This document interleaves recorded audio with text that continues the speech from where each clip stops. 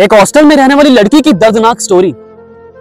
उसने रिसेंटली मुझसे कांटेक्ट किया इंस्टा पे और अपनी दुख भरी कहानी शेयर की। उसने कहा, सर मेरा ये पैगाम आजकल की जो लड़कियां ना, काइंडली उन तक पहुंचा दीजिएगा।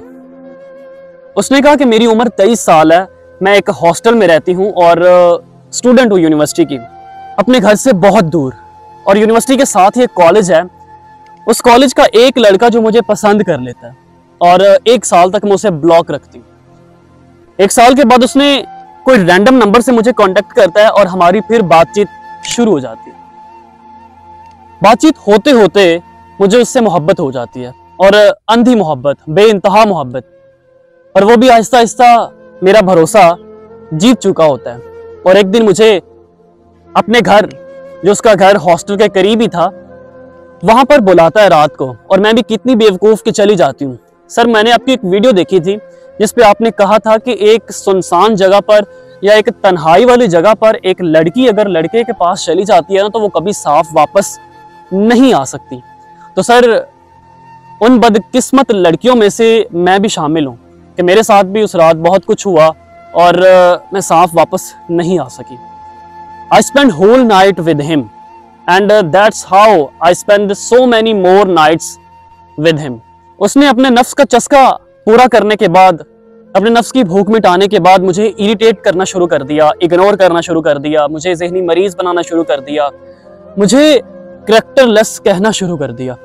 हत्ता कि उसने ये भी कहा कि अगर तुम मेरे साथ सो सकती हो ना, तो तुम किसी के साथ भी सो सकती हो, मैं तुमसे शादी नहीं करने वाला। I am sorry, you can go now.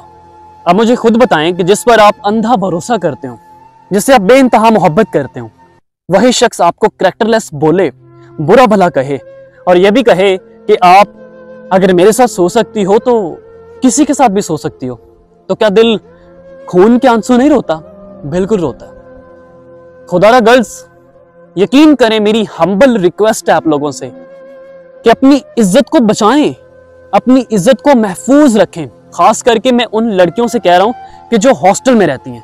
ठीक है, हॉस्टल में रहने वाली लड़कियां जो है ना, वो इन सब चक्रों में आ जाती हैं, मोहब्बत पे अंधी हो जाती हैं, भरोसा कर लेती हैं किसी ना किसी बंदे पे जो भरोसे के लायक नहीं ना होता, उस पे भी भरोसा कर लेती हैं। तो इसलिए अपने आप को बचाएं, क्योंकि जिस कपड़े पर दाग लग जाता है ना, उसको लोग खरीदते नहीं है। अगर खरीद भी लेना तो कौड़ियों के भाव खरीदते हैं वो।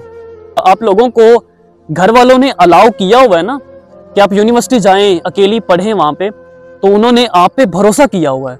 उनके भरोसे को चूर चूर कर दें, तोड़ दें उनके भरोसे को।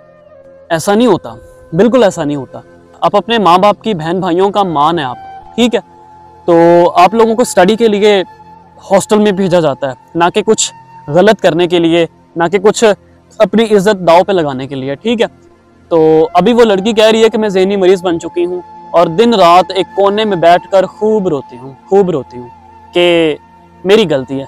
मैंने उसे रियलाइज़ करवाया। रियलाइज़ करवाने के बाद मैंने उसे एक बात पूछी। मैंने कहा, अब बताओ कि गलती किसकी है, आपकी है या उस लड़के की है?